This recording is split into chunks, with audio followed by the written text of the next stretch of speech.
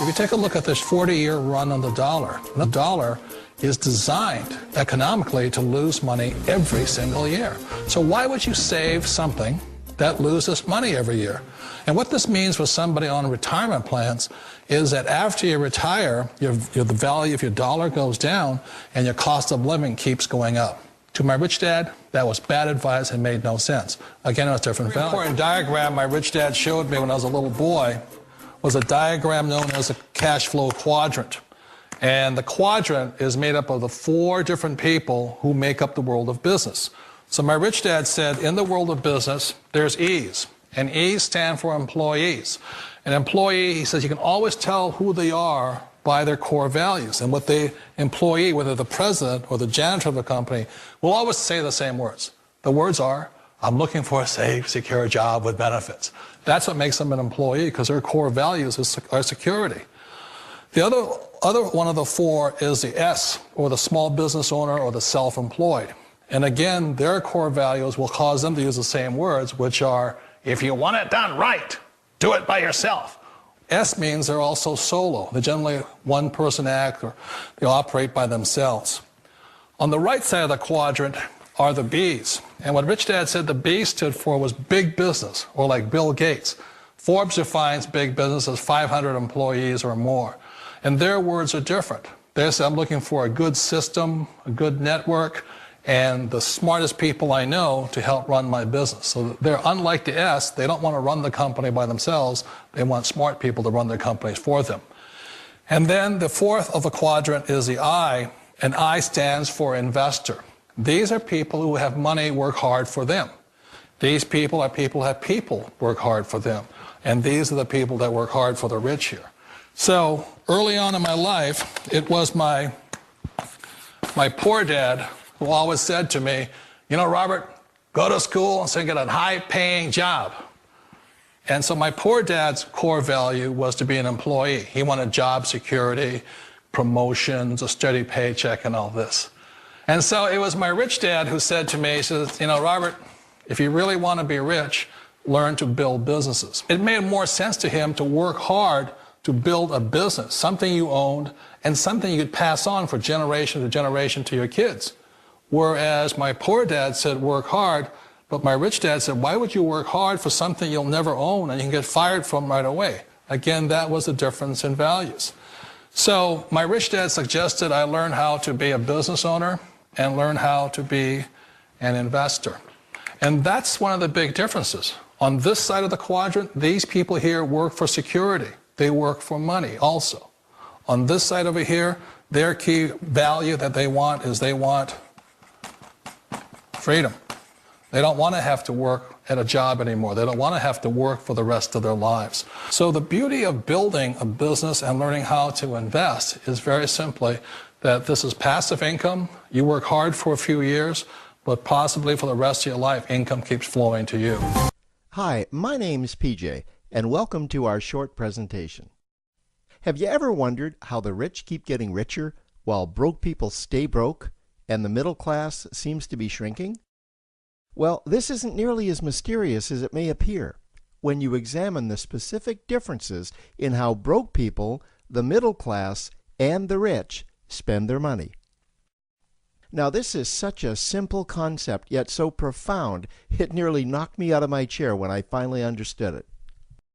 I'm going to show you exactly how the rich spend their money, and you can evaluate for yourself why they keep getting richer and the broke keep getting broker, and why the middle class remains so stressed out. Now, to get started, I'd like to review some financial terms we'll be using during this presentation. The terms that you need to be familiar with are cash flow, which means money you bring in, expenses, which means money you spend, assets. Now, this is the most confusing one.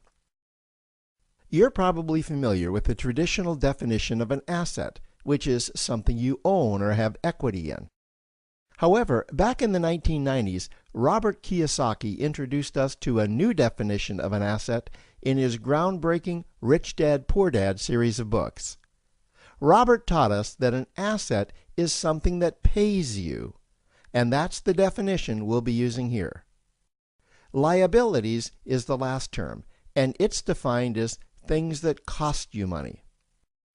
As an example, a house is typically viewed as an asset, but can it actually be a liability? Yes. With our revised definition, anything that costs you money is a liability, not an asset. If you have a mortgage, your house is an asset to your banker because it pays him or her every month. But could a house also be considered an asset to you?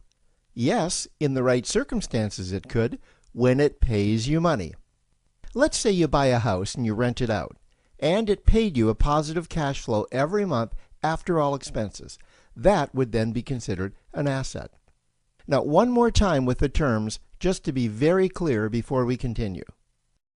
Cash flow is money you make. Expenses, that's money you spend. An asset pays you, and a liability costs you. Now let's take a look at how broke people spend their money. Now, when I say broke people, I'm not referring to the destitute. I'm speaking about that large portion of our society that lives from paycheck to paycheck and who never seem to have any money. In fact, most times there's more month left at the end of their money, and I'm sure many of you can relate to that group. On payday, broke people buy what I'm going to call stuff. Well, what's stuff? Well, that's inexpensive things that people buy that they don't really need to survive. You go into someone's house and you can't find any counter or tabletop space in the whole house because of all the stuff on it. Their house and their cars are full and cluttered with stuff. Well, where do they get all this stuff? They buy it at the flea market, at the garage sale, at the dollar store, at the craft show. So cash flow comes in and then it goes straight out the expense column to buy stuff. You see, broke people never really educate themselves on assets and liabilities. They justify buying all of this stuff by claiming that it costs so little. But over the years, it's all they ever have. The problem is their cash flow never produced or created more cash flow. Now, please understand, I'm not undermining or taking any shots at this or any group. I just see a lot of financial difficulty out there, and it really doesn't need to be that way. Creating wealth isn't a mystery, it's a formula. The only reason someone doesn't create wealth is because they either don't know the formula or they don't apply the formula. Now let's take a look at the middle class. The middle class is the group that society mistakenly thinks are rich. They're not. Yes, they typically earn a six-figure income, and many of them appear rich, but it's what they buy with their money that keeps them prisoners of the middle class. What they typically buy are liabilities. Remember the definition of a liability? Things that cost you. By buying liabilities, the money gets pushed up and out their expense column. Liabilities are items like cars, boats, houses, airplanes, credit card debt. Now let's see just how this happens. The middle class gets a nice paycheck, let's say $10,000 for the month. They then split that down the middle and they pay their monthly expenses with half, and with the other half, they make a down payment on a new car. The car costs $5,000 down, and after they add on the insurance and the maintenance, that liability now costs $1,100 new dollars every single month. A few months go by and they want a boat, then a vacation home, a Rolex watch on their credit card, a vacation on their credit card. And before you know it, their liabilities have raised their expense levels to near or above their income levels. They actually spend equal to or more than they make, meaning that they have to go to work and make a certain amount of money every single month just to cover their liabilities. The other important issue with both broke people and the middle class is that normally all of their cash flow is dependent on their own effort, meaning that they've educated themselves to exchange their knowledge and expertise for someone's money. Also, the money they earn is usually the highest taxed form of income. Here's an example. an attorney is knowledgeable about law, so people pay him or her in exchange for that knowledge on an hourly basis. The problem here is that if the attorney isn't sharing that knowledge with a client, then the attorney isn't making any money. This causes lots of stress and anxiety in their lives, and if you ever ask them to take an afternoon off to play golf with you, well, they very rarely can because of how much money it'll cost them to take that time off. On the surface, life's pretty good. The reality is that it's a roller coaster ride. That's the middle class. Now, I know this group very well because for a great deal of my adult life, that was me. Now let's take a look at how the rich people spend their money. Rich people acquire assets. Again, an asset is something that pays you. If you want to become rich, buy assets that earn you more money. The money cycle looks like this. Acquire assets that produce cash flow, invest the profits to acquire more assets that produce more cash flow, invest those profits to acquire more assets that produce more cash flow. The rich spend their money and acquire things that produce more money. Here are a few examples of assets that produce more money. Investments are the obvious ones: stocks, bonds, real estate. Education is another asset. If you learn how to do something that produces more money for you and you actually do it, that's buying an asset. There's a great quote that goes, "If you think education is expensive, you should see how expensive stupidity is." Another example of assets you can acquire that pay you are cash-generating opportunities, especially those opportunities that can create a passive cash flow. Passive meaning that once you build it up, the money continues to flow whether you're still building it or not. Here's a small example. Let's suppose you bought a pinball machine and you put it in a barber shop, and you don't spend any of the profits. You save them until you can buy another pinball machine and put it in another barber shop. This, by the way, was Warren Buffett's first business. If you don't know who Warren Buffett is, he's one of the top 2 richest men in America.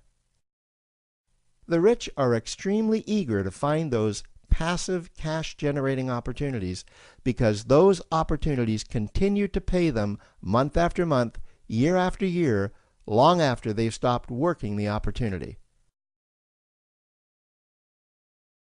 You know, I see this happen again and again with successful entrepreneurs. They find a passive cash flow stream that they build up, and it continues to pay them month after month, year after year. They then take those profits and multiply them in another passive cash-generating opportunity, and then again in another. In conclusion, here's what I've learned over the years. You can't find these passive cash-generating opportunities unless you're open to hearing about them. Then, once you find them, you must be willing to see what fits you and then act. Now, the reason I say this is that I once answered a hokey little ad that I ended up generating 7 figures from, simply because I answered that ad and then took action. These opportunities are out there, you just need to find them. You also must be opportunistic enough that when the right situation does present itself, you don't miss it. So remember, broke people buy stuff, the middle class buy liabilities, and the rich acquire assets, preferably cash-generating opportunities that can create passive cash flow. They then take that cash flow and invest it in another asset that produces more cash flow. That's the wealth creation formula. Now, I trust you found this introductory information helpful. Now, to learn about one of the greatest cash-generating machines on the planet, click on the link below to proceed to step 2. Get up, get knocked down. Dust myself off. Get up, get knocked down. Dust myself off.